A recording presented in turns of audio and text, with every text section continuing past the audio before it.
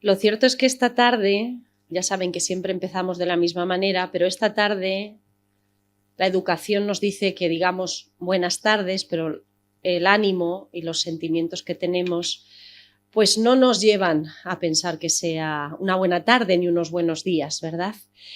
Sí que lo que queremos es trasladar o sumarnos, poner nuestra pequeña gota de agua, sumarnos a las diferentes muestras de condolencia y de solidaridad que se han venido realizando a lo largo de estos días, y en nombre de la asociación, en nombre de Aluex, como no podía ser de otra manera, desde aquí, desde este rincón de Albacete, pues trasladar nuestro más sentido pésame y nuestras condolencias a los familiares de los cientos de personas que han fallecido y también aquellas otras que están viviendo, bueno, pues un auténtico infierno, ya lo saben, porque todos seguimos la actualidad, tanto en nuestra región como sobre todo en nuestra querida región vecina, en la Comunidad Valenciana, en Valencia especialmente.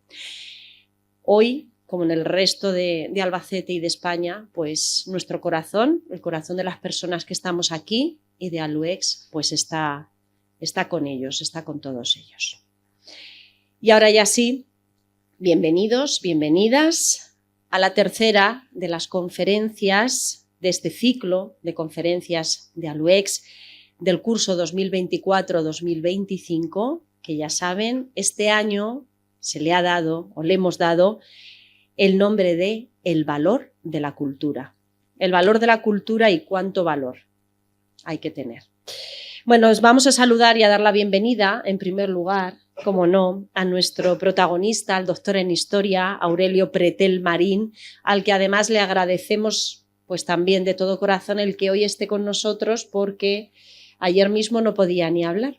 Tiene afonía, bueno, ya hoy ha conseguido hablar, pero bueno, vamos a esperar y a cruzar los dedos, porque la voz al final es cierto que te puede jugar una mala pasada, así que le agradecemos ese esfuerzo inmenso que está haciendo, que ha realizado durante todo el día para estar hoy aquí.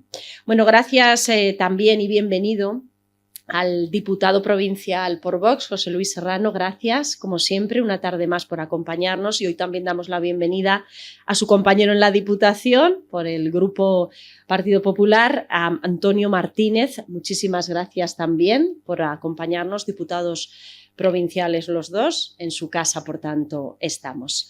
Y bueno, pues por supuesto, lo decimos siempre, a nuestra junta directiva, encabezada en este caso por su presidente, por Juan José Caravaca. Gracias también por ese trabajo día a día. Nuestros compañeros gráficos, siempre que digo esto entra José Luis Manzanares por aquí, por el pasillo. Bueno, pues ya que te veo, de Visión Press, ya saben, todas las fotos que realiza de esta y de otras conferencias la pueden ver a partir de esta noche mismo en la página de Facebook de Visión Press, a Carmela y Adela, que están ahí al fondo grabando estas conferencias, que después se suben a la página web de Hacemos Barrio, perdón, de Aluex, a la página web de Aluex. Vicente, no me regañes. De Aluex, perdón, a la página web, así como a sus diferentes perfiles y redes sociales. Bueno, también un saludo para los compañeros de los medios de comunicación, esas fotografías que ya han realizado por parte de la Tribuna de Albacete, y que mañana, ya saben, en la contraportada pues aparece publicada esa entrevista que han realizado a nuestro protagonista Aurelio Pretel, a Carlos, que también estaba acompañando a José Luis, bueno, pues también realizando esas fotografías. Gracias también, pues esa labor que realizan las personas, bueno, pues que de prensa o de comunicación que van acompañando a los diferentes representantes políticos, y cuya labor siempre hay que destacar y que también es fundamental. A José Ramón y a Belén. Ellos son las personas que van a hacer esa interpretación en lengua de signos de esta conferencia.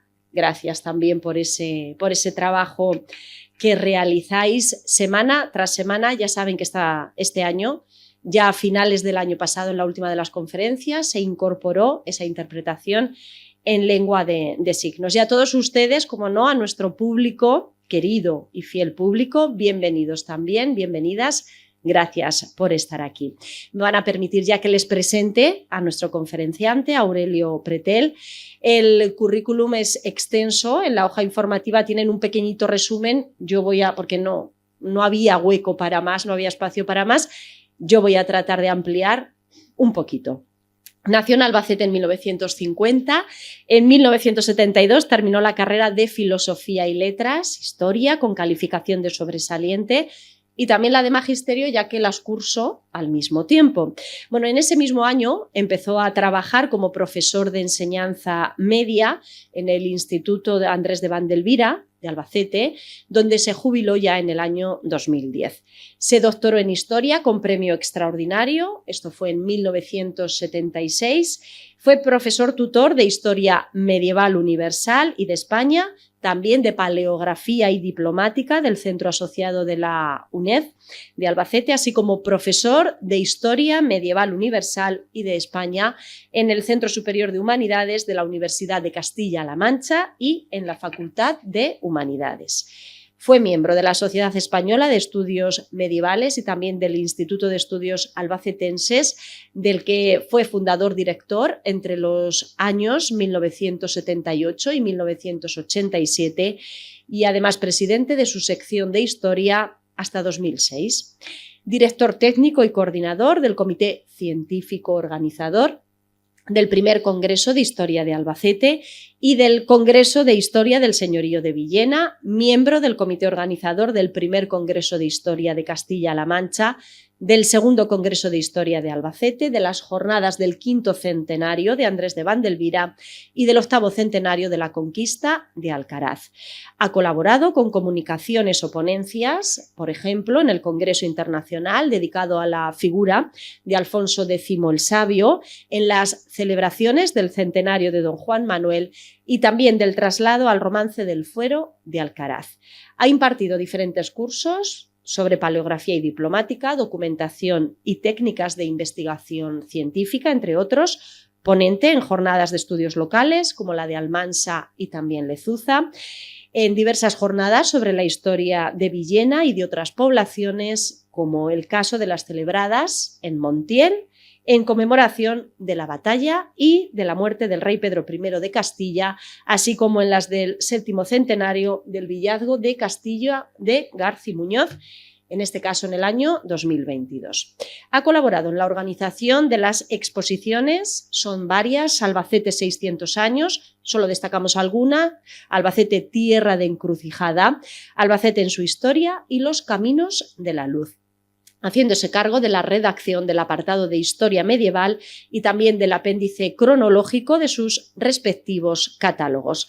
Hizo el apartado histórico de las exposiciones sobre el municipio de Albacete y sobre su feria, que se desarrolló en septiembre de 2009 y desde el mismo mes del año 2010.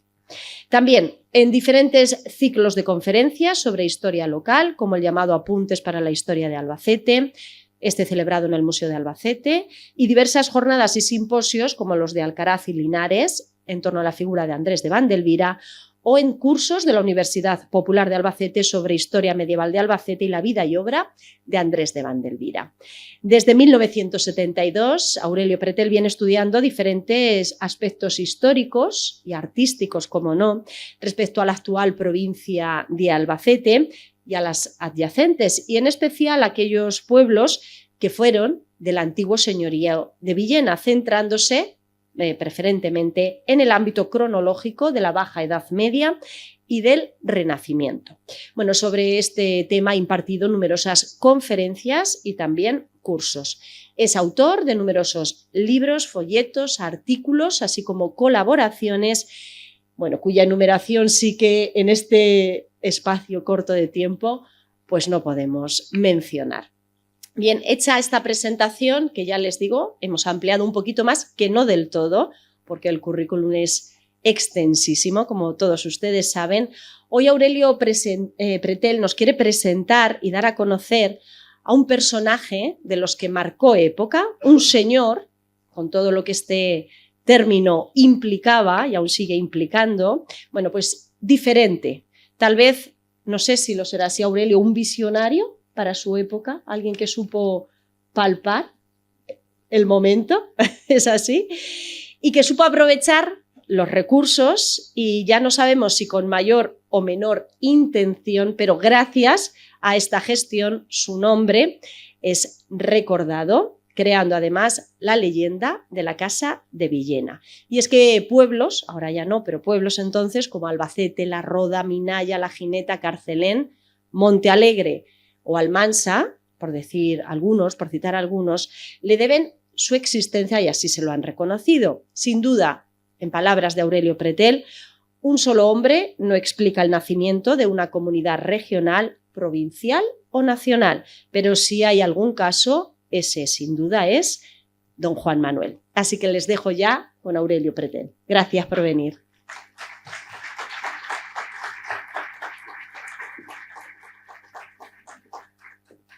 ¿Se oye? ¿Se oye? Bueno, buenas noches. Voy a intentar hablar lo más flojo posible para que dure lo más tiempo posible la voz. Y buenas noches a todos.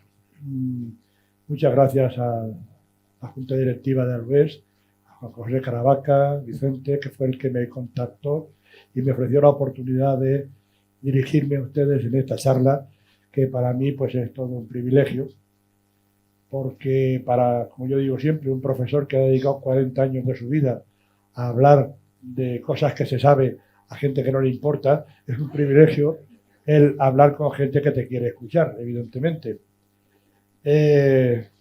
Y bueno, gracias también al público, porque aunque en fin hoy no tenemos el cuerpo para historias, espero que por lo menos lo tengamos un poco para la historia y para reconocer a un personaje que a mi modo de ver debería tener una estatua en el Altozano y otra en La Roda y otra en Chinchilla y otra en cada uno de los pueblos de Albacete, pero que pasa bastante desapercibido.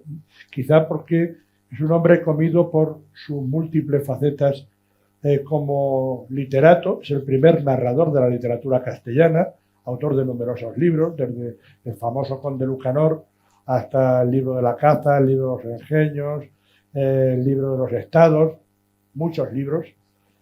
Como político, uno de los políticos más ambiciosos y más duros del medievo español, como guerrero, conocido por su participación, entre otras muchas guerras, en la batalla del Salado, donde por cierto no fue muy gloriosa su participación, o en la toma de Algeciras, que es el primer caballero cristiano que entra en Algeciras cuando se le arrebata a los moros.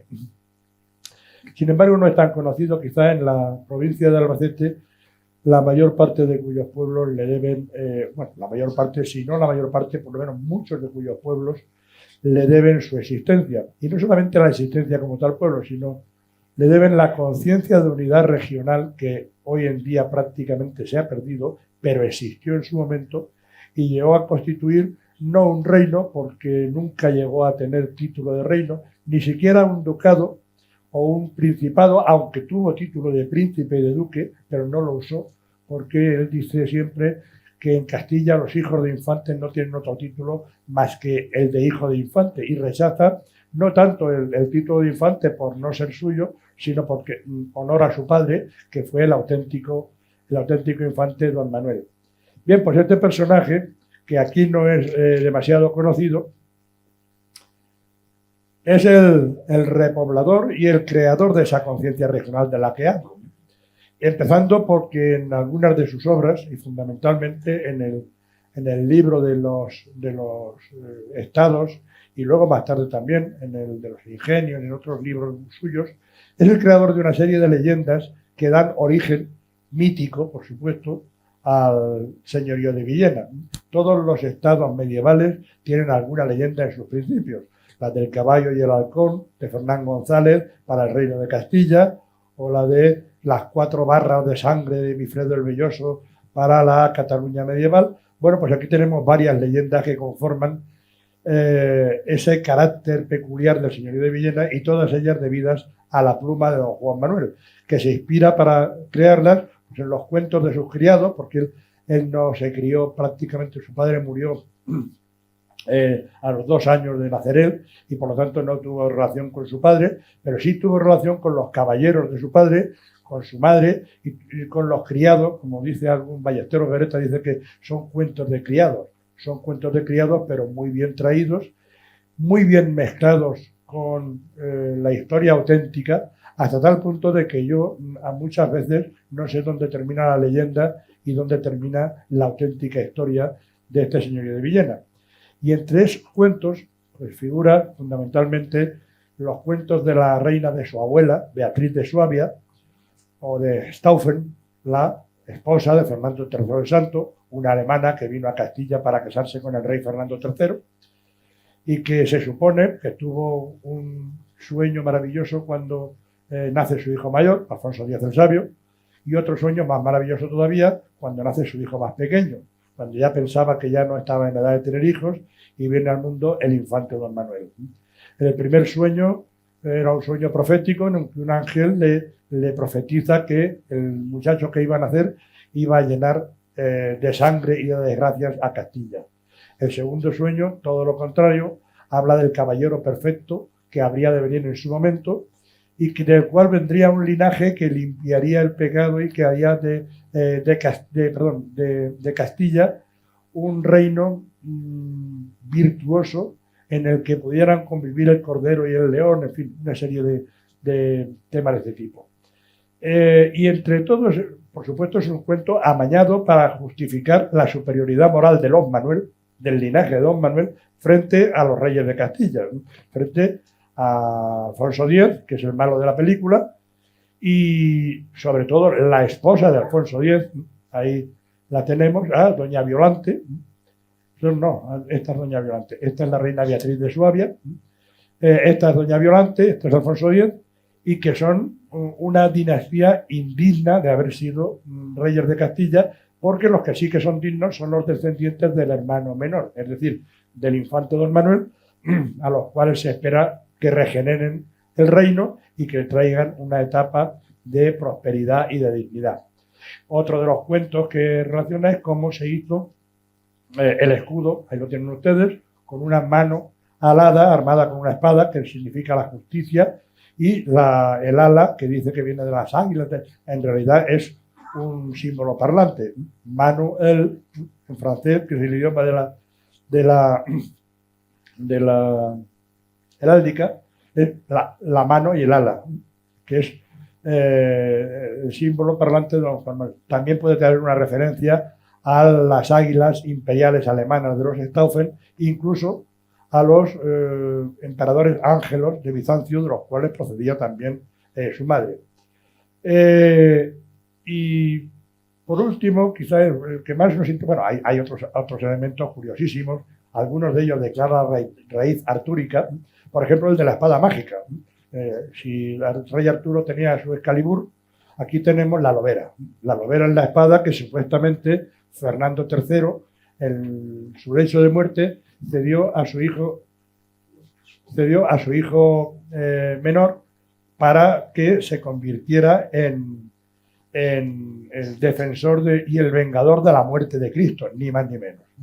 Todo esto son leyendas que van acumulando virtudes en don Manuel y quitándolas a la Casa Real de Alfonso. Está preparando un golpe de Estado clarísimamente y está creando pues una parafernalia, una ideología previa, que luego al final el que la aprovechará será Enrique II, el de las Mercedes, casado precisamente con una hija de don Juan Manuel, y que hereda el trono en cierto modo gracias a esta descendencia de don Manuel. De todo esto hablaremos más despacio.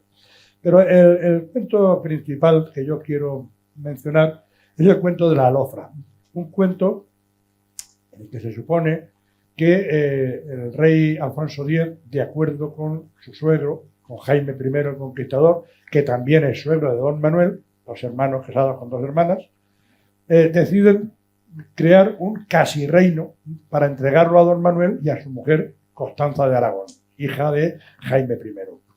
Ese reino se supone que es un reino que se llama la Alofra.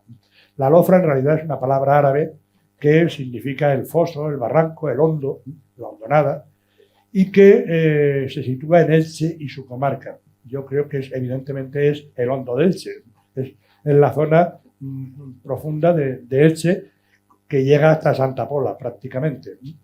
Y a raíz de ahí, este hombre pues inventa que ahí era un señorío musulmán que no era de ningún reino, ni del de Murcia, ni del de Valencia, que es la forma de decir que no es ni Castilla ni Aragón.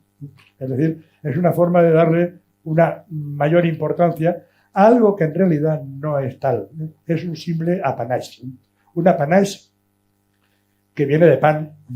Es, digamos, la pensión de alimentos que se le da a un hijo menor de un rey al que no se le puede dejar herencia en el trono.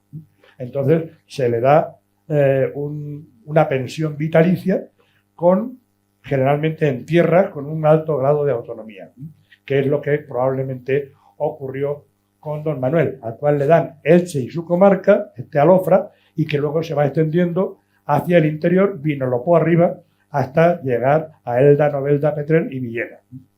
Posiblemente también Almansa, aunque esto ya no está claro que fuera en el mismo momento. Bien, no perderemos más tiempo. Aquí está el apanage, algunos de los castillos que don Juan Manuel restaura en Santa Pola, en Elda, en Petrer, Sax, y luego ya el castillo de Almansa, del cual hablaremos más tarde. En 1262, cuando Alfonso X ya delimita lo que va a ser el obispado de Cartagena, dice que comprende, entre otros, Petrer, Sax y Villena en la tierra de don Manuel, nuestro hermano, como parte con la tierra del rey de Aragón, es decir, con el reino de Valencia, y Val de Ayora hasta Cofrentes. No me voy a entretener mucho en esto, sería muy interesante, pero no me voy a entretener. Y por supuesto, Villena, que va a ser la capital inicial del Estado, de donde toma el nombre de Estado de Villena, o Señorío de Villena, aunque luego alguna que otra vez se le llama también de Villena y Chinchilla, pero eso será mucho después y cuando Chinchilla se incorpore a este Estado. Villena, que va a ser esta capital, repoblada con un fuero importante de Elche y de Lorca desde 1276 y con una serie de beneficios para la población cristiana y musulmana que vive en Villena, porque en aquella época la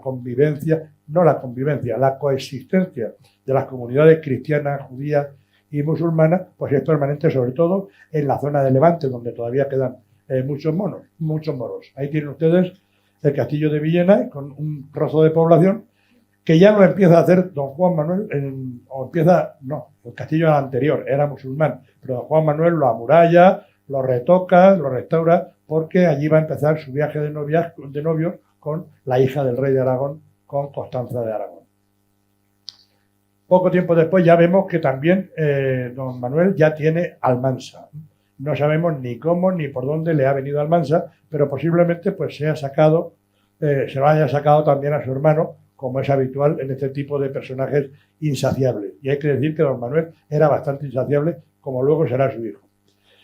Yecla también forma parte de ese señorío, por lo menos en 1380, posiblemente antes, pero tampoco tenemos claro desde cuándo forma parte del señorío. Esto es una reconstrucción del castillo de Yecla, que ya no existe, evidentemente. El de Almansa, afortunadamente, todavía se conserva, aunque lo que están viendo no es el castillo de don Juan Manuel, es el castillo que hace después Juan Pacheco sobre el de don Juan Manuel.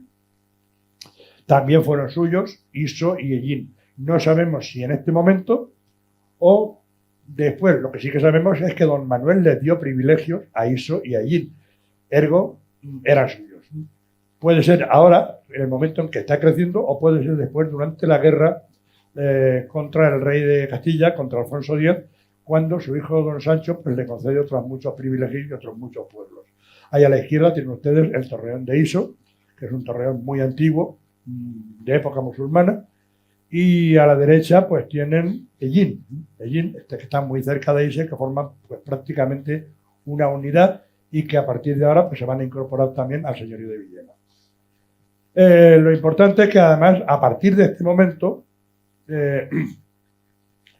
hay un cambio, una de las paces que hacen Castilla y Aragón después de una de las guerras, y el rey de Castilla le pide a don Manuel que para contentar al rey de Aragón que le ceda a Aragón el valle de Ayora, que al parecer también era suyo, con Ayora, Cofuentes, Palazuelos, en fin, varios pueblos de la zona, Teresa, Gera, y don Manuel cede al reino de Aragón esta zona y a cambio el rey le concede en 1281 la villa de Escalona. en Toledo. Más tarde se añadirá también Santa Olalla y ya veremos que no es la última. Ya empieza a haber un desplazamiento claro del espacio del antiguo señorío de Villena, desde Levante hacia el interior de la meseta. Allí precisamente, al año siguiente, en 1282, nace don Juan Manuel, poco antes de la muerte de su padre, como podremos ver. En sus últimos años sabemos que don Manuel promueve numerosas obras hidráulicas. En realidad lo que hace es destapar las obras hidráulicas musulmanas que estaban fuera de cauce o que estaban entarquinadas o estropeadas y empieza a ponerlas en funcionamiento. Reparte heredades de riego en Elche, en Elda, en Novelda, en Chinchilla, en Jorquera, es decir, en numerosas poblaciones dentro de su antiguo estado y en el nuevo. Pero inmediatamente la guerra que se abre entre el rey y los infantes de la Cerda, esto es muy largo de explicar, pero bueno, el rey Alfonso X tiene un hijo heredero, que es el infante don Fernando de la Cerda, que muere, y de acuerdo con la ley de las partidas que había hecho el propio rey, el reino le correspondía a los hijos del muerto. Pero el hermano del muerto, que es el infante don Sancho, requiere el reino y empieza a conspirar hasta que origina un par de guerras civiles y al final se saldrá con la suya. Todo esto estorbará el proyecto de creación auténtica o de repoblación del señor de Villena, que será un trabajo ya que herede don Juan Manuel. De hecho, en los últimos años de Alfonso X, el rey está totalmente desprestigiado. Se ha empeñado en el famoso fecho del imperio, en que lo coronen emperador de Alemania, y como el imperio alemán es electivo, es decir, hay que pagar para que te elijan, hay que sobornar a todos los grandes electores, pues Alfonso X se deja embaucar y se gasta lo que tiene y lo que no tiene. Y eso crea una crisis económica y política brutal en Castilla, donde los partidarios de los infantes de la Cerda atacan al rey y donde el propio hijo, Sancho, el infante don Sancho, pues empieza a desplazar al padre. Dice que su padre está loco y que no tiene prácticamente responsabilidad, es un insensato, cosa que no deja de ser verdad, lo cual no significa que don Sancho sea más sensato. Es decir, aquí hay una pura rivalidad por el poder, pura y simple, entre el padre y el hijo. Ahí os he puesto a los dos una foto de una de las peleas, bueno, una foto, evidentemente es un grabado. Y la ruptura definitiva llega en la Asamblea de Valladolid. Se habla de Asamblea de Valladolid porque no son cortes.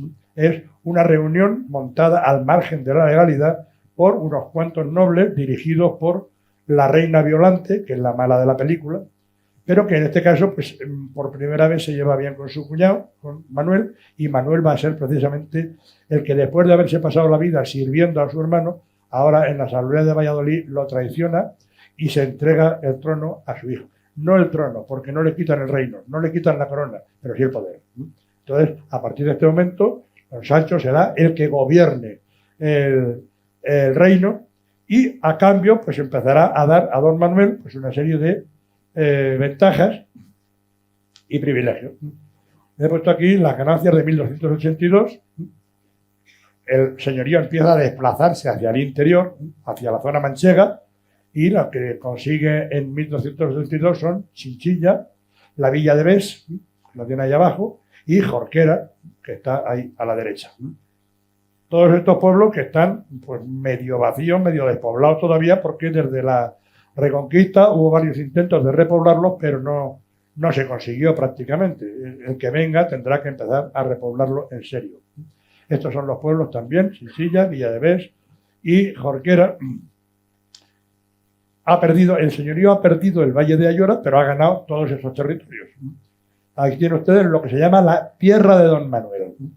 Tierra de don Manuel, que es la tierra que tenía, que es la parte de Alicante, es decir, Elche, Villena, Sax, Monóvar, Petrer, más Yecla y Villena, más Almansa, Chinchilla y Gil, más la tierra de Jorquera, al cual hay que segregar el Valle de Ayora. Don Manuel intentará en sus últimos años repoblar sus villas y casi lo consigue. empieza repartiendo heredades a los nuevos pobladores de Chinchilla, de los míos vasallos que ahora son poblados en la villa de Chinchilla, en la mi villa de Chinchilla. También reparte tierras en Iso, en Ellín, pero es muy mal momento. Tenemos una guerra civil entre el padre y el hijo, complicada con una guerra civil, bueno, una guerra contra los infantes de la Cerda por parte de Castilla, complicada con una invasión de los benimerines, de los moros del norte de África, que están a favor de Sancho IV, del infante, más que están a favor de Alfonso X, más los moros de Granada, que están enemistados con los benimerines y que también participan del otro lado. Guerra entre moros, cristianos, cada cual por su lado, y prácticamente lo que no se había arrasado hasta ahora lo arrasan. Hay una serie de noticias en los milagros de Pedro Marín que habla de cómo se cautivaban gente en todos los pueblos de Albacete, en Almansa, en Villena, en Caudete, en distintos lugares para llevárselos pues a las mazmorras de Granada o simplemente para venderlos con un intercambio. Aquí he puesto una señal, el escudo de los infantes de la Cerda, que son los protagonistas, el escudo de Aragón, que ya de paso también participa en la guerra, y el escudo de Granada, con el escudo del reino de la dinastía nazarí de Granada. Y abajo he puesto pues, el de los Manuel, la dinastía benimerín del norte de África y la corte granadina. No me detengo. El premio a don Manuel por haber apoyado a la guerra, pues será la villa de Peñafiel, en Valladolid, mucho más importante hasta ahora y además poblada casi exclusivamente de cristianos. Y además un paso para acercarse a la corte, ¿no? Que en el fondo pues es lo que don Manuel pues venía considerando. Pero justamente el año siguiente muere don Manuel, muere también Alfonso X el Sabio y cambia el panorama, cambian los protagonistas de la historia y damos paso a un nuevo periodo. Don Juan Manuel queda huérfano con 2 años, con menos de 2 años, tutelado por su madre, la condesa Beatriz de Saboya, y que en realidad es la que gobierna apoyada en el rey Sancho IV, que fue nombrado albacea por don Manuel para que protegiera a su hijo. Lo único que sabemos de la educación del niño es que tuvo una educación espartana que él dice que recomienda no solamente para los reyes, sino para los emperadores. Es decir, sin ningún mimo, sin ningún consentimiento y desde luego ejercitándose en la caballería, corriendo a caballo, ejercitándose en el uso de armas, etcétera, etcétera. De hecho, don Juan Manuel empezará su primera campaña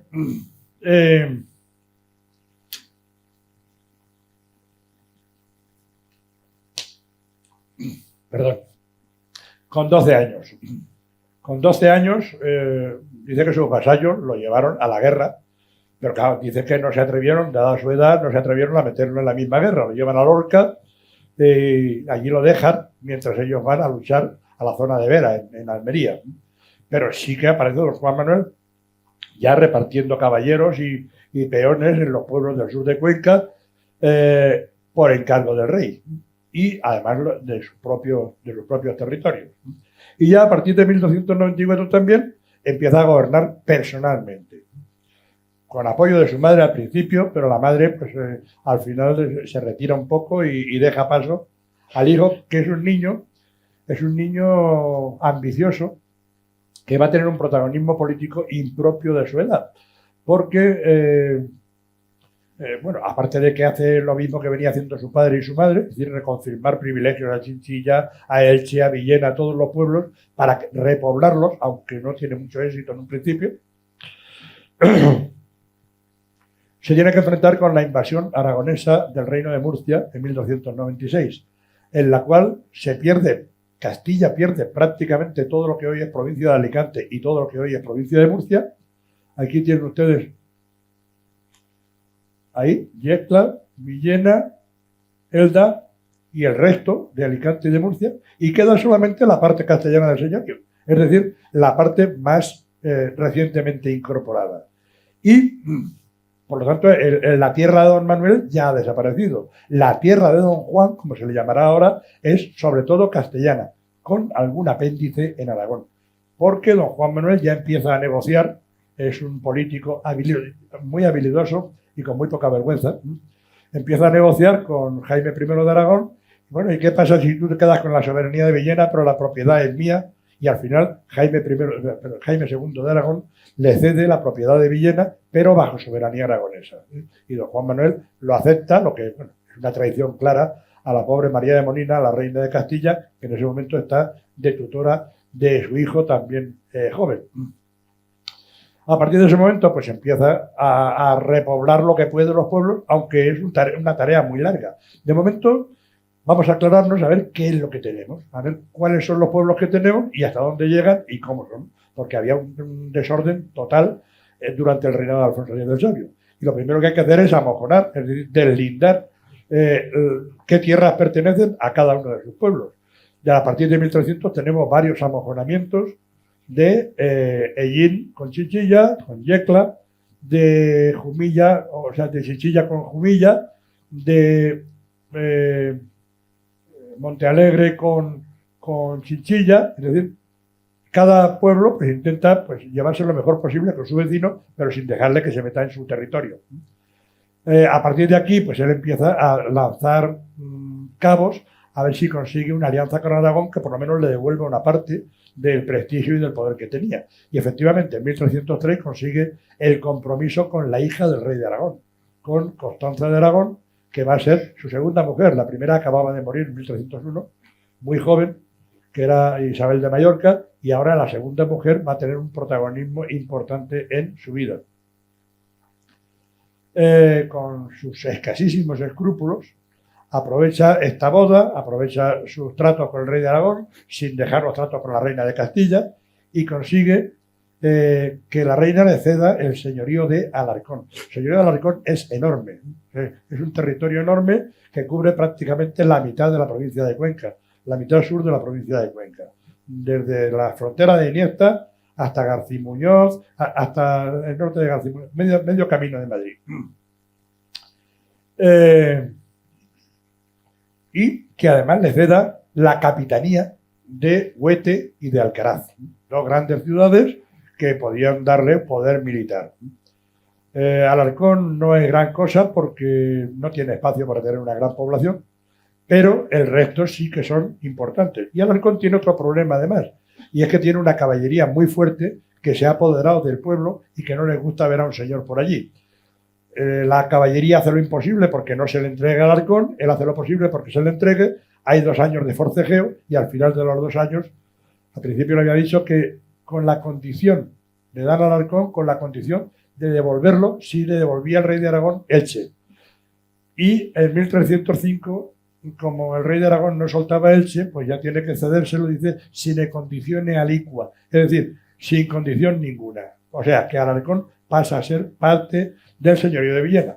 Con lo cual tenemos, aquí este es el territorio de Alarcón, todo esto de aquí, que se incorpora a lo que ya tenía, que era Chinchilla, Almansa, Villena, etcétera, etcétera, y que crea dos territorios, 2 estados. Ahí tienen ustedes el escudo de don Manuel en una de las torres, creo que es el único que queda prácticamente puesto, porque luego llegó Juan Pacheco y borró todos los restos de todos los demás.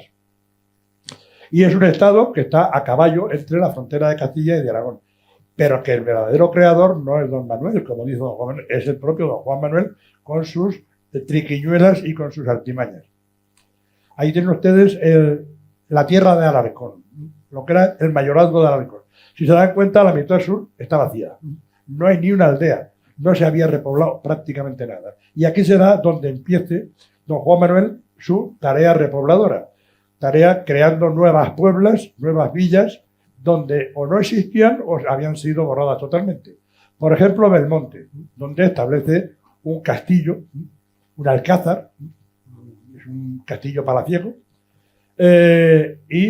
donde probablemente en un principio pensó colocar su capital cada vez más al norte, pero al final decidió situarla en Garcimuñoz, como podremos ver. Mientras tanto, sigue patrocinando convenios, hermandades de acuerdos para aprovechar los pastos, los comercios entre todos los pueblos de su señorío e incluso con alguno que ya no es del señorío, por ejemplo Caudete. Caudete pertenece al Reino de Valencia, es del Reino de Valencia, pero es de un vasallo de don Juan Manuel, y aunque que es Juan García de Lisón, y aunque Juan García es un vasallo del rey de Aragón, también es vasallo de don Juan Manuel, con lo cual se mantiene ahí en una indecisión que al final, pues de hecho hace que Caudete funcione casi como un apéndice de Villena, aunque no se llevan nada bien. Lo que se iba a crear es un señorío dividido en dos partidos. Lo que llama el partido del obispado de Cuenca, es decir, el antiguo suelo de Alarcón, más Iniesta, y no está claro si Jorquera o no, porque en la tierra de Jorquera y de Bes nunca estuvo claro si es de Cartagena, del obispado de Cartagena, o si es del obispado de Cuenca. Los obispos difieren al respecto. Y luego está el partido del obispado de Murcia, o del reino de Murcia, del obispado de Cartagena, que comprende el resto de lo que era la antigua tierra de don Manuel. Aún así, se habla de que el señorío de Villena es un solo suelo, es decir, a efectos de que circulen los ganados, a efectos del almojarifazgo, hay una unidad política que poco a poco se irá ampliando y que gracias a estos convenios, que no nacen de arriba abajo, sino de abajo arriba, es decir, son los pueblos los que llegan a acuerdos facilitados por el señor, claro, que es el que les obliga, pero los pueblos son los que crean una red de acuerdos que poco a poco levantan un estado allí donde no había prácticamente nada. Mientras tanto, claro, él aprovecha sus buenas relaciones con su suegro, con el rey de Aragón, y consigue un montón de mercedes, por ejemplo, que los pueblos de su señorío puedan exportar hacia Aragón libremente por las aduanas, porque ha puesto unas aduanas en Yecla, en Villena, en Villadevés, para que puedan exportar mercancías permitidas y otras que no están permitidas, entre ellas moneda. Moneda castellana, que es de mejor ley, la saca a Aragón, la funde en Aragón y la vuelve a importar con peor ley, quedándose con la diferencia. O, por ejemplo, mientras tanto, obtiene del rey de Castilla que lo haga alférez, es decir, jefe de las tropas reales de Castilla. Y el mando de las tropas reales en la campaña contra los aragoneses, contra su propio suegro, pero al mismo tiempo está negociando con el suegro. Y de hecho, por ejemplo, en 1301, cuando la reina María de Molina viene a Alcaraz con un gran ejército dispuesta a liberar a Lorca del asedio aragonés, en cabeza del ejército castellano va don Juan Manuel, pero primero va mandando mensajes por delante diciéndole al rey de Aragón por dónde van para que se ponga a salvo. Y el rey de Aragón se pone a salvo. Es decir, ahí está jugando con dos barajas permanentemente. Ya hemos dicho que escrúpulos, de momento, ninguno. Poco a poco, sin embargo, va a cambiar el panorama. A partir de 1312, porque ya se había comprometido en 1306, pero claro, la infanta tenía 6 años. Hasta que no cumplen los 12 años, no se casan de verdad, no se, formaliza el matrimonio y no se consuma el matrimonio. Y en ese momento, en el momento de consumarse el matrimonio, es cuando aprovecha para pedirle a su suegro más dinero para comprar más tierras, ¿no? Para comprar las tierras de la infanta Doña Blanca de Portugal, que era abadesa del monasterio de las Huelgas, y le compra Cifuentes, Viana, Palazuelos, Salmerón, una serie de pueblos, disputando con el infante don Pedro de Castilla, que quería comprarlos y que no puede. Al final muere el infante don Pedro luchando contra los moros en el desastre de la Vega de Granada, y entonces él aprovecha y compra todo lo comprable, media provincia de Guadalajara, que pasará también a integrarse, no en el señorío, pero sí bajo la jurisdicción de don Juan Manuel. Y mientras tanto, pues hace su viaje de novios, viene por Villena, llega a Chinchilla, pasa por aquí, llega a García-Muñoz, y en García-Muñoz será donde establezca su corte y será el lugar donde más a gusto se encuentran. Mientras tanto, aquí tienen los pueblos que ha comprado en Guadalajara, en el interior de Castilla, Palazuelos, Cifuentes, Alcocer, y la Puebla de Almenara, donde empieza a fabricar un castillo, porque don Juan Manuel dice que el señor que quiera durar y que quiera tener fuerza auténtica debe de ser un gran constructor de castillos. Y de hecho veremos que construye castillos en casi todos los pueblos por donde va, desde García-Muñoz, Incipit murare castrum de Castello, empezó a amurallar el castillo de García-Muñoz, hasta Cifuentes, Azañón, Viana, Palazuelos, y ahora veremos también que otros pueblos dentro de la actual provincia de Albacete. Don Juan Manuel, quizás porque era muy aficionado a la caza,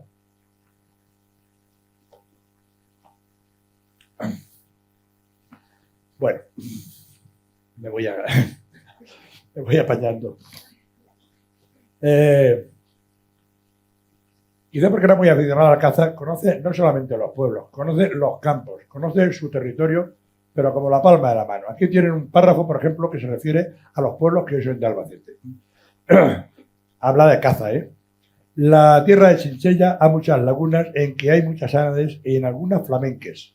Y comunalmente, si no hay villena, en el Reino de Murcia no hay tan buen lugar de caza para falcones como en el término de Chinchilla, mas no en la villa. Otro sí en Jorquera, ni en su término, no hay lugar que haya buena caza de ribera, ni en Envés ni en Alcalá.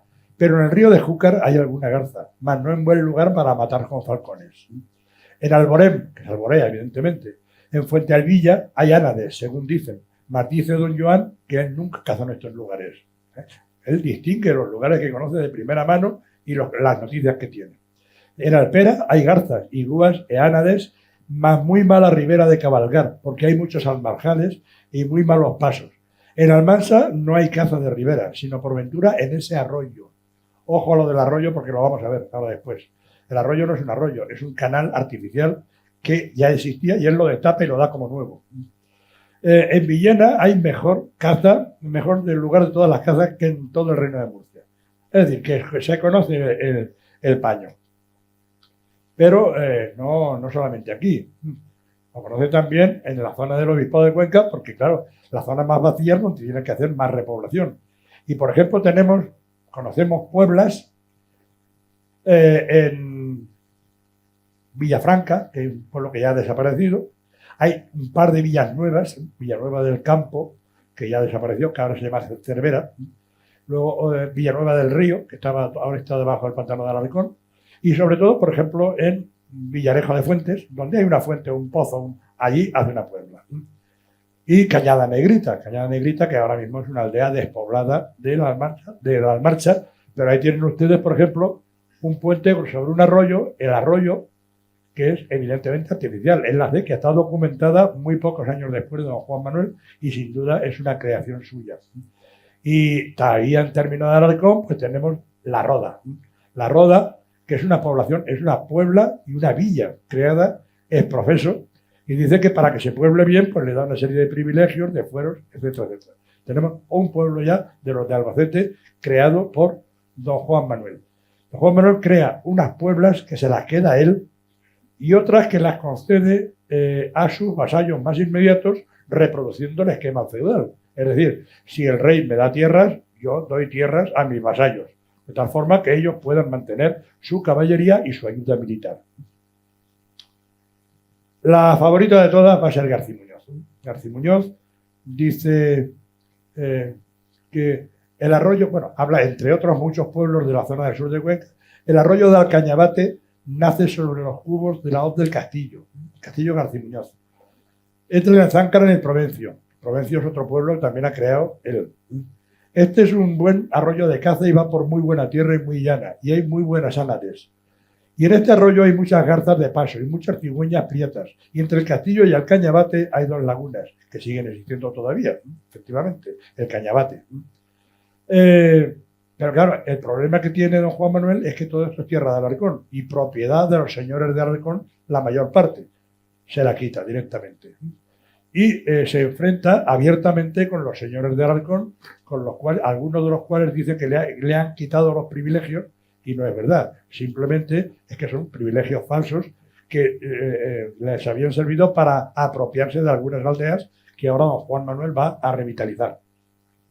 Dice, y entre otras cosas dice, vamos a crear nuevas pueblas que son nuevas poblaciones, de estas que se dice, hágase aquí y tráigase población, cristianos, y si no hay bastantes cristianos, moros, pero moros del Reino de Valencia, moros del Reino de Valencia que estaban expulsando del Reino de Valencia, y don Juan Manuel le pide a su suegro que por favor le deje unos cuantos moros, parece, por el sin nombre de don Joan, fija del infante don Manuel, lo viene menester para enderezamiento de la Puebla que entiende hacer en términos de Alarcón.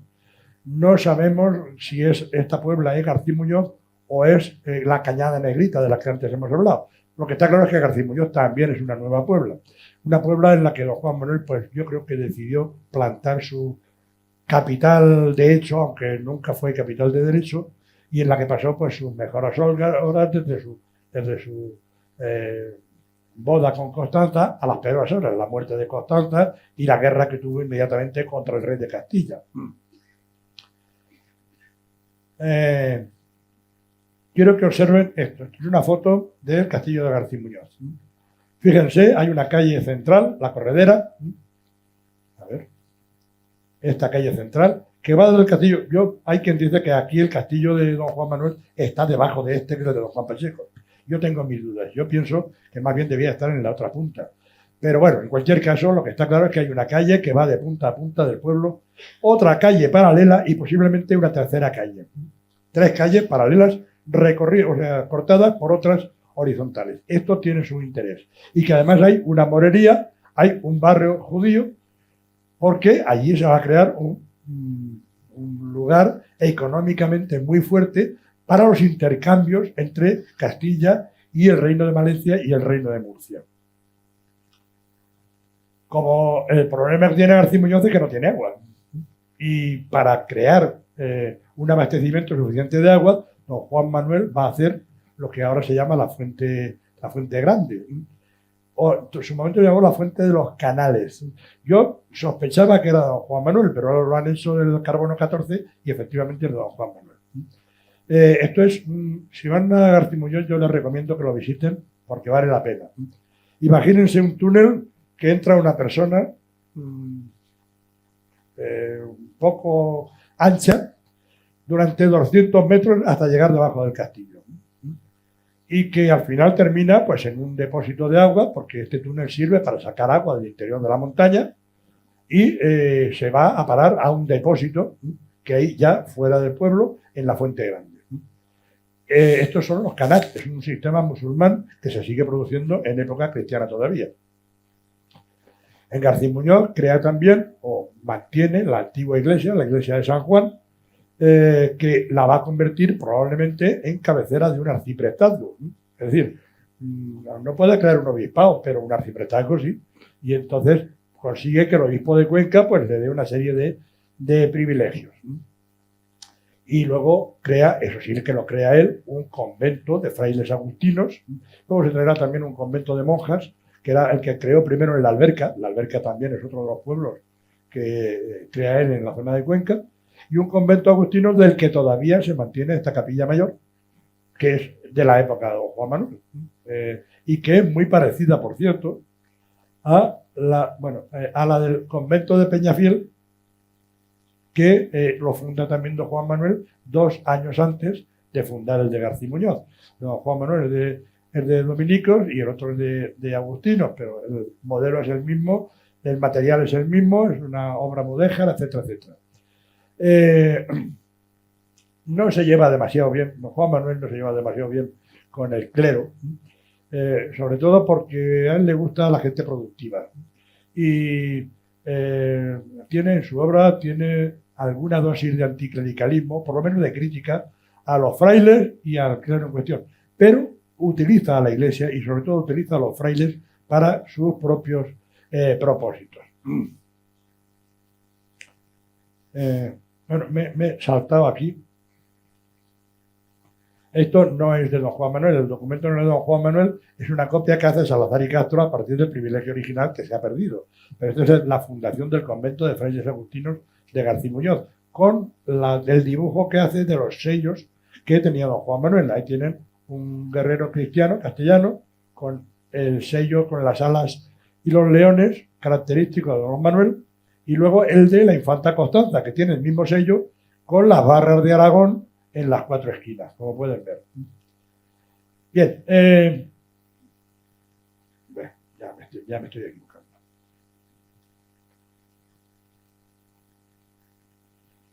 Bueno, además de esto, de momento ya, desde el primer momento, don Juan Manuel va a poner en marcha una reconstrucción económica de un señorío que prácticamente no tenía economía. Ya antes, Alfonso X y don Manuel pues habían favorecido la exportación de ganado, de lo poco que producía esta tierra, que era ganado, caza, salvajina, como le llaman en la época, y lana en bruto para los talleres de Valencia. Don Juan Manuel va a cambiar el procedimiento, va a seguir exportando lana, caza, le pide a su suegro que le deje entrar libremente a Aragón todas estas cosas, pero además prohíbe la exportación de lana en bruto. ¿Por qué? Porque va a meter oveja merina, que en aquel momento era una novedad. La oveja merina tenía una lana de extraordinaria calidad que servía para hacer paños de muchísima calidad. Prohíbe que se exporte y ordena que se hagan talleres para fabricar lana merina, a la cual se va a poner un sello de calidad, la boya en la cual están las alas y los leones, un castillo de la propia familia, el origen de la familia. Digamos que es un marchamo de calidad del señorío. Y todo esto lo orienta fundamentalmente hacia el Reino de Valencia. Y luego empieza a crear pueblas y villanuevas. Puebla es cualquier poblado que se crea de nueva planta. Villanueva ya cuando tiene una cierta intención de permanencia y de convertirse en villa. Y lo más importante, en estas pueblas y villanuevas habrá en casi todas ellas una aljama judía. Es decir, ahí aparecen los judíos. Donde hay movimiento económico, no tardan en acudir los judíos. Y en efecto, en Garcimuñoz veremos que hay judíos, en Chinchilla hay judíos, en Villena hay judíos. Y aquí tenemos las principales villas donde inmediatamente, además de aljama judía, van a aparecer ferias. En Garcimuñoz, en Chinchilla y en Albacete, sobre todo en Albacete, la de Chinchilla es posterior. Y en Almansa y en Villena, que son las entradas al Reino de Valencia, porque desde Garcimuñoz también hay un enlace a Requena, y desde Requena, por Siete Aguas, se pasa al Reino de Valencia y es una zona perfectamente comunicada para exportar moneda y estos productos que hemos visto antes al Reino de Aragón. Hemos dicho antes Villanuevas. ¿Qué es una Villanueva? Una Villanueva es una población de nueva planta que se puede hacer sobre una población antigua, como el caso de Albacete, por ejemplo, o sobre una población que no tenga tradición. Don Juan Manuel hace varias Villanuevas, pero quiero centrarme en dos. Una, la de Albacete, y otra, la de Garcimuñoz. Hemos visto antes lo que era en Garcimuñoz las tres calles paralelas con una muralla alrededor. Bueno, Albacete es el mismo caso. Y es un caso muy general, no digo en España, en Europa. Ahí tenemos, por ejemplo, una Villanueva.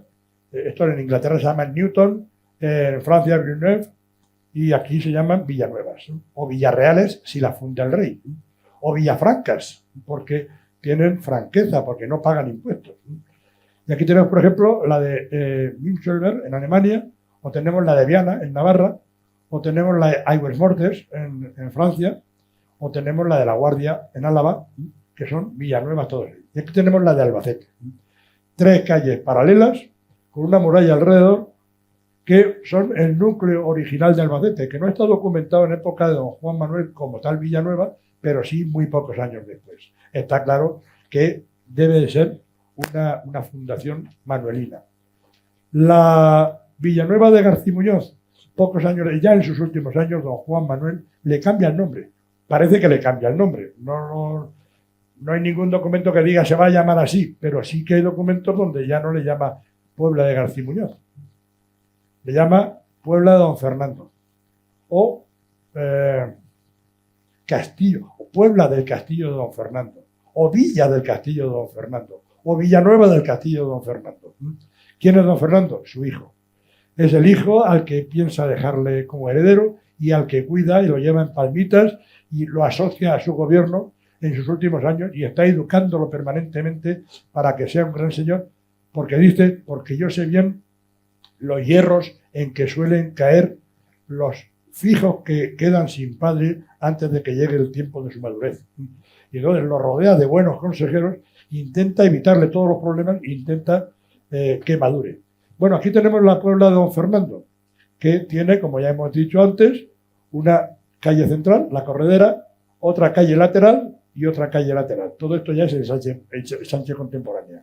Convento de San Agustín, que lo funda también don Juan Manuel, el convento de monjas que viene a parar aquí desde la Alberca y el castillo, que yo diría que debía de estar aquí, pero bueno, la opinión general es que está aquí, debajo del castillo actual.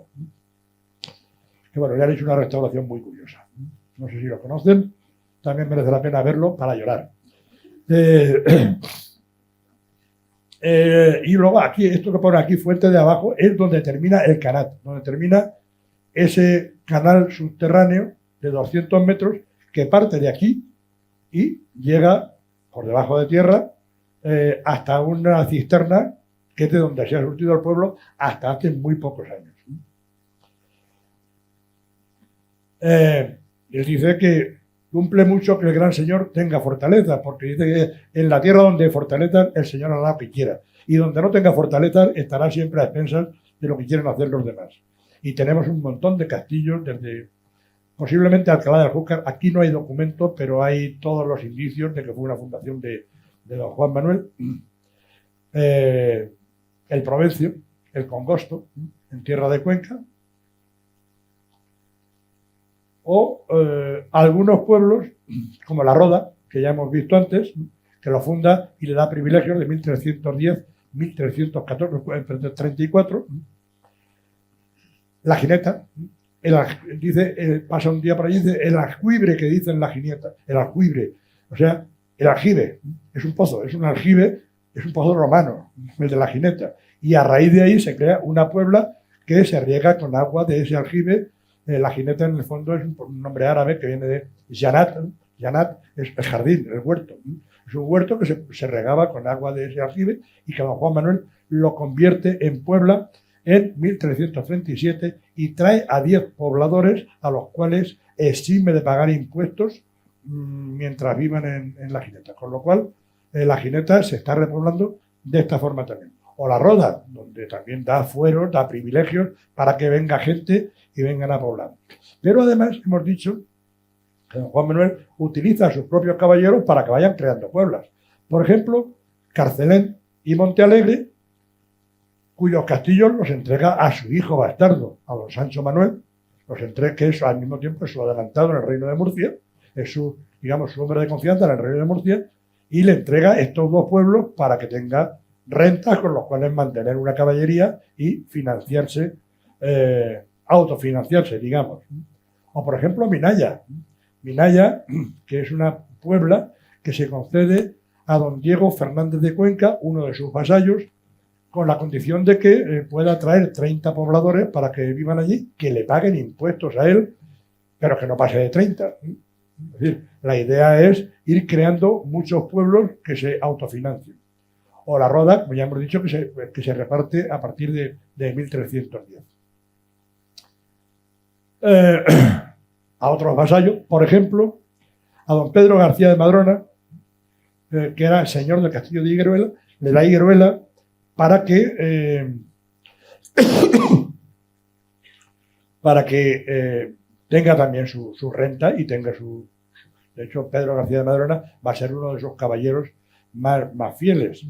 O, por ejemplo, Onturia Albatana, que se los entrega a los Calvillo, uno de sus vasallos en el reino de Murcia, más importantes, que además se jugaron el tipo por él varias veces.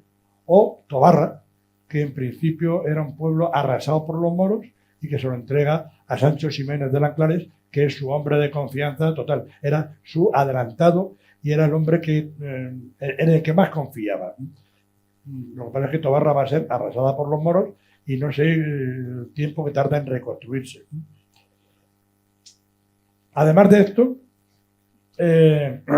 don Juan Manuel propicia la plantación de viñas, porque el vino es un artículo que se vende muy bien para exportar a Aragón.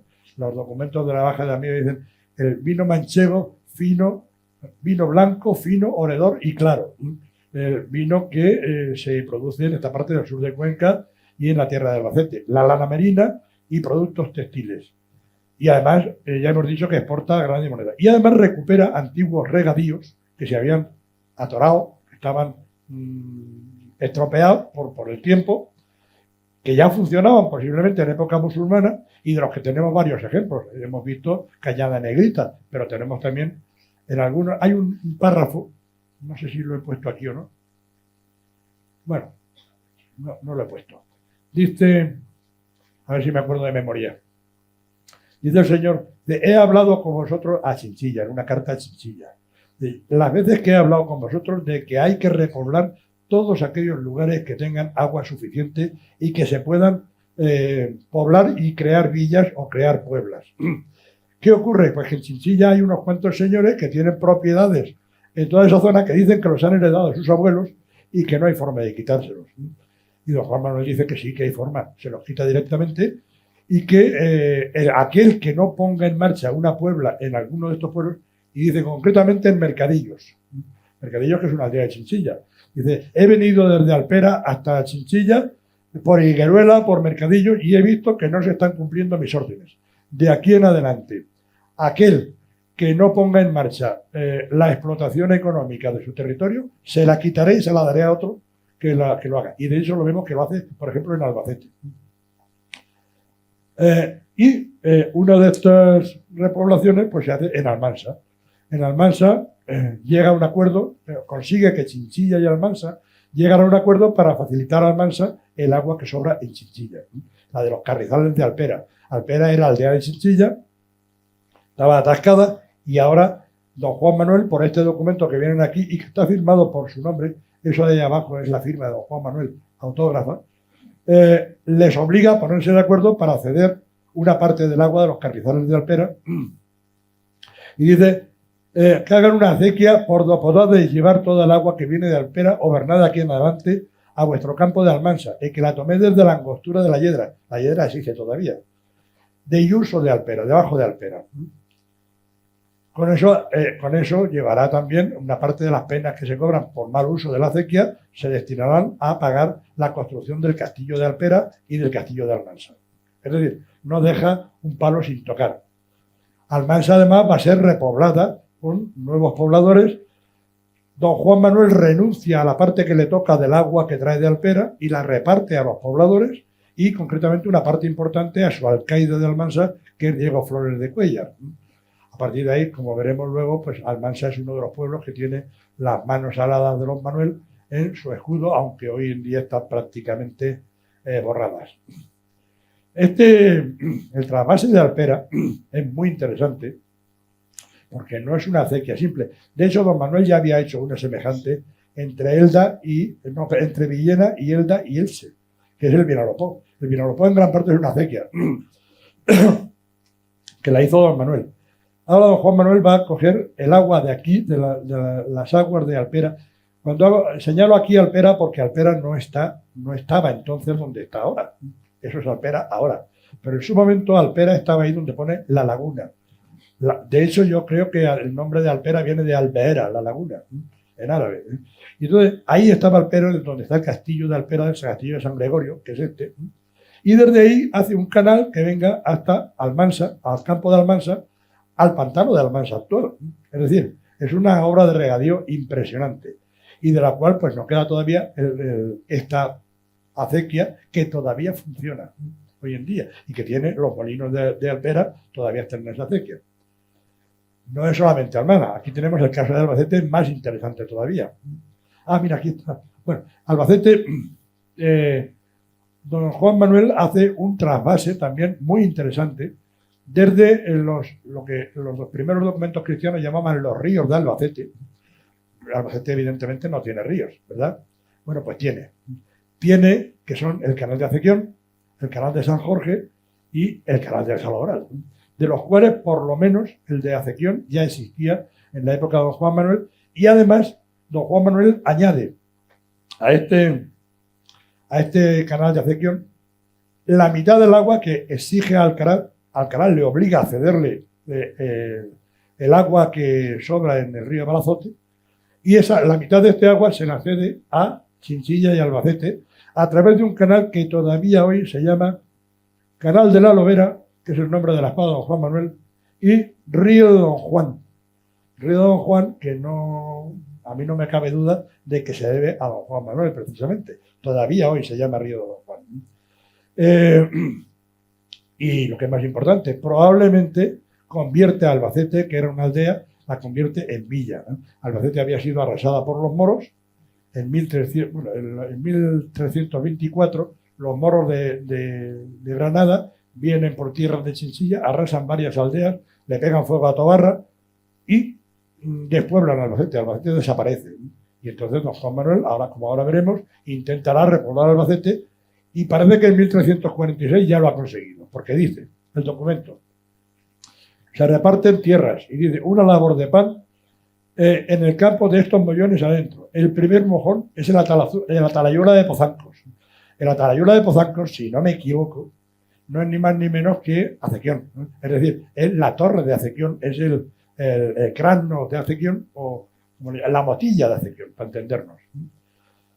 Que parte con los de la Albeida, que es la Albaida, la cinta de las Albaidas ahora, y con los del Campillo de Matillas, que es la de los Llanos, para entendernos. Falta el camino que va de la villa de Albacete, la villa de Albacete, ya tiene título de villa. Esto es 1346, poco antes de morir don Juan Manuel. Falta la senda de Santana, que es el pueblo de aquí al lado de Albacete. Pero hay más poblados. Bueno, el párrafo que os he dicho antes de memoria, y de otros, si sabéis cuántas vegadas hablé con Busco, con vosotros, que tenía por mí el servicio que se poblasen los lugares donde pudiera haber puebla y se labrasen tierras que no eran labradas. Y ahora, cuando vine de Alpera a Chinchilla por la Figueruela, fallé que se podrían poblar muchos lugares donde hay muchas y muy buenas aguas y labrarse muchas tierras que no se labran.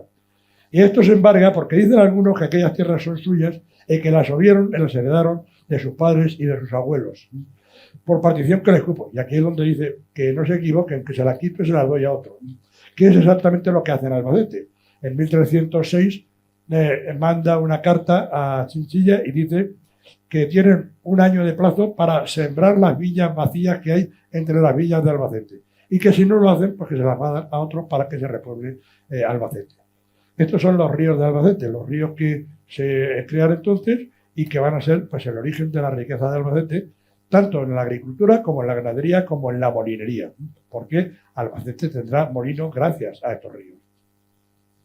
Pero además de todo esto, don Juan Manuel tiene aduanas contra el Reino de Valencia, en Villa de Bes, en Almansa, en Yecla, y va a intentar poner ferias en todos los pueblos que puedan tener buenas comunicaciones. Aquí tenemos un documento, aquí en la derecha. Bueno, en primer lugar le hace falta dinero, no tiene dinero. Le pide al rey de Castilla que le dé el título de duque con el derecho a acuñar moneda. El rey de Castilla dice que ni una cosa ni otra. Eso de acuñar moneda es un privilegio de la monarquía. Y entonces se lo pide a su suegro, el de Aragón. Y el de Aragón le dice, bueno, te doy el título de duque, no, a su cuñado, ya había muerto Jaime II. Te doy el título de duque, pero no el de acuñar moneda. Y yo digo, bueno, vale, pues la falsifico. Y entonces monta una fábrica de coronados de moneda falsa en el Cañabate, ahí en Cuenca, que son estos, se conserva una o dos monedas de esta acuñación falsa. Y lo de abajo que tienen ustedes es ni más ni menos que el traslado de la feria de Albacete a Chinchilla. ¿Por qué? Pues porque Albacete lo habían arrasado los moros y había que mantener la feria y se la llevan a Chinchilla, que no es un sitio muy adecuado, pero que puede mantener un poco la feria, dice, mientras se vuelve a poblar Albacete. Que quede claro que la feria es de Albacete, aunque Chinchilla, una vez que la coge, dice que es suya, ¿no? Porque claro, ahí hay mucha riqueza y ahí hay una renta importante.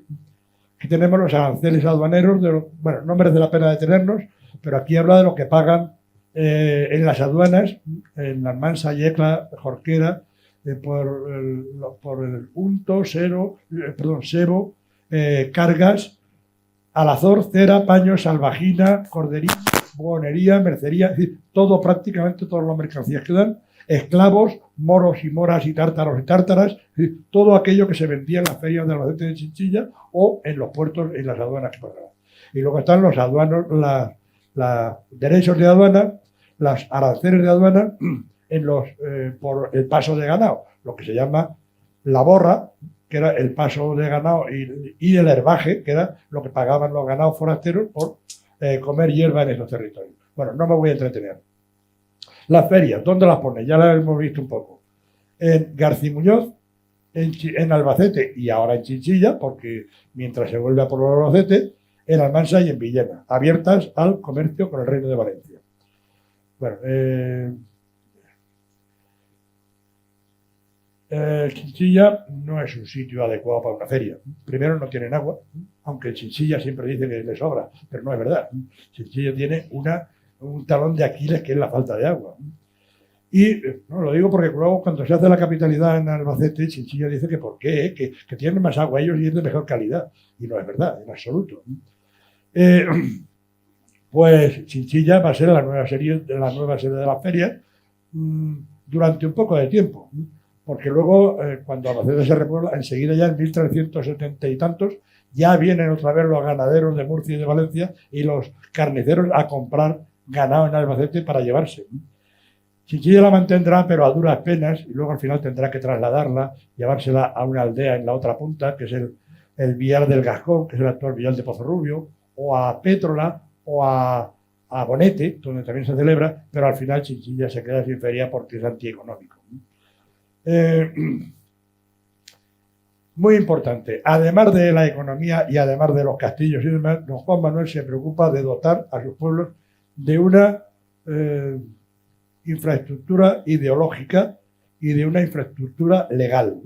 Don Juan Manuel es un hombre a la antigua, un fanático del orden trinitario, que nunca ha existido, pero él creía en él. Un orden en el cual la sociedad se divide en tres grupos: los caballeros, es decir, los guerreros, que no tienen por qué trabajar, porque su trabajo es manejar la espada; los frailes, que no tienen por qué trabajar, porque su trabajo es rezar, el clero; y luego están los demás, los laboradores, ¿no?, los que curran, que son los que no tienen más dice que esta gente lo tiene difícil salvarse, porque como son tan brutos que no hacen más que trabajar, pues no pueden atender a los ejercicios espirituales necesarios. Pero bueno, en cualquier caso, esta gente, que generalmente son despreciados por toda la nobleza, don Juan Manuel los aprecia, y no solamente eso, sino que les entrega el gobierno de los pueblos.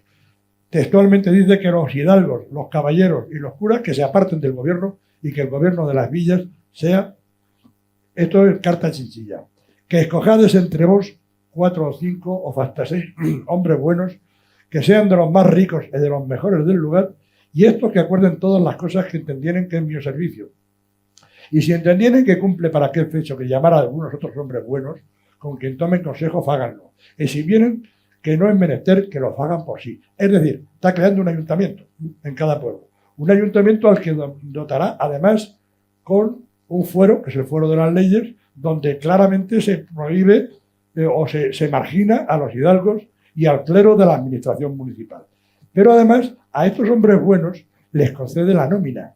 La nómina, que es una subvención a costa de las rentas del señor, para mantener una fuerza de caballería y de ballestería en cada uno de los pueblos, para autodefensa de los pueblos.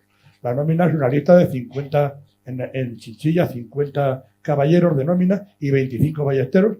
En Albacete son 25 y 25, según la importancia del pueblo, que cobrarán un sueldo por mantener caballo y armas.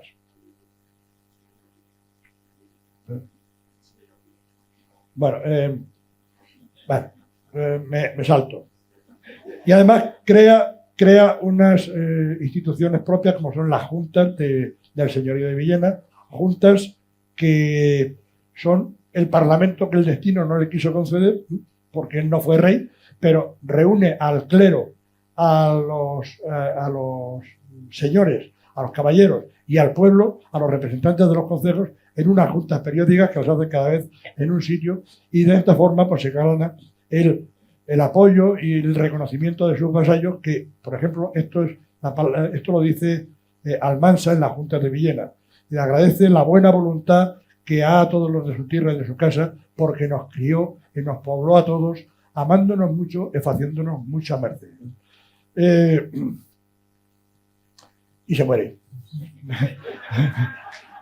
Esto, aunque parezca mentira, esto es lo que queda de un hombre tan importante y de un hombre tan grande, después del saqueo de los franceses del convento de Peñafiel, donde está enterrado. A su muerte estuvo muy a punto de desaparecer toda una obra, que es una obra verdaderamente impresionante, pero había cimientos. Don Juan Manuel lo había dejado todo perfectamente atado y bien atado. Después de su muerte pasa el señorío a su hijo, Fernando Manuel, que muere 2 años después, probablemente asesinado por Pedro I, y después a su hija Blanca Manuel, que va a morir 4 años después, probablemente asesinada por Pedro I, dice el cronista, por heredarla a su tierra.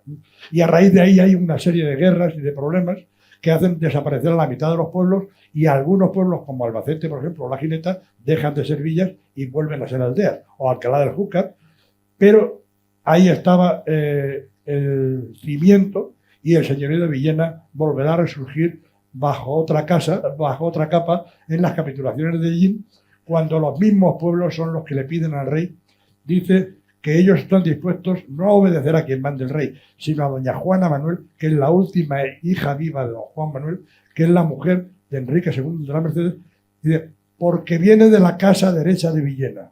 Es decir, la casa de Villena ha calado en el espíritu de todos estos pueblos y ha creado una conciencia regional que para nosotros quisiéramos tener hoy en día.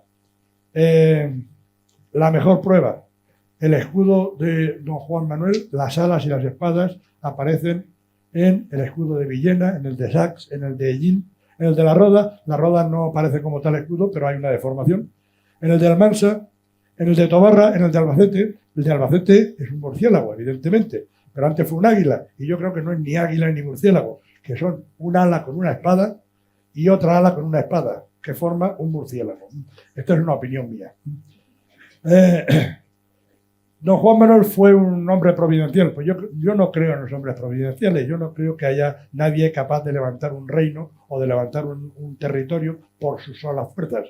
Pero no cabe duda de que dejó su nombre, como él decía, una frase que dice, muera el hombre y viva su nombre, ¿no? Pues no me cabe la menor duda de que él dejó su nombre vinculado al Estado que supo mantener y defender, hasta el punto de que 100 años después, Juan Pacheco, que no tiene nada que ver ni con su familia ni con su territorio, todavía utiliza, ahí tienen ustedes, un escudo en Belmonte, en la Colegiata de Belmonte, y otro, este de la Colegiata, y este en el Castillo de Belmonte. Y si se dan cuenta, en el centro hay una exclusión central con un león, un castillo y una mano alada.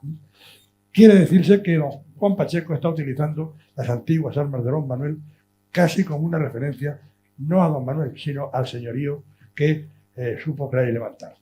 Y nada más, muchas gracias, mis disculpas.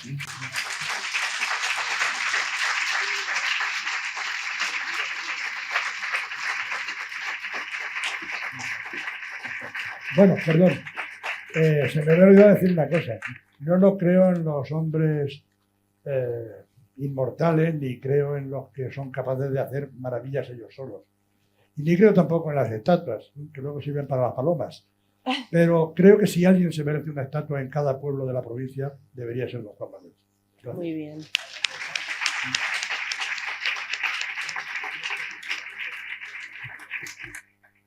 Gracias. Muchas gracias, Aurelio. Y bueno, pues con esa reivindicación acaba esta conferencia. Gracias por el esfuerzo, una vez más. Y como siempre, bueno, pues es que tus conocimientos y tu sabiduría es impresionante, ¿verdad que sí? De verdad, ¿cuánto sabe Aurelio Pretel? Bueno, vamos a pedir a nuestro presidente, a Juan José Caravaca, no hay tiempo para preguntas, nos disculpan, pero hemos llegado casi a las 8 de la tarde, que nos acompañe. Y Aurelio, por favor, si puedes colocarte delante junto a Juan José. Cuidado.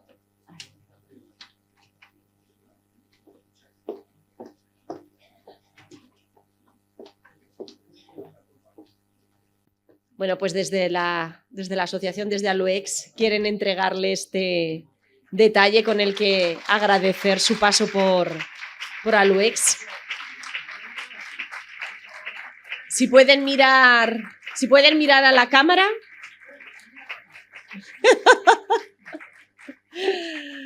Bueno, claro, que luego nos gusta ver las fotografías. Claro que sí, Paco. Sí, bueno,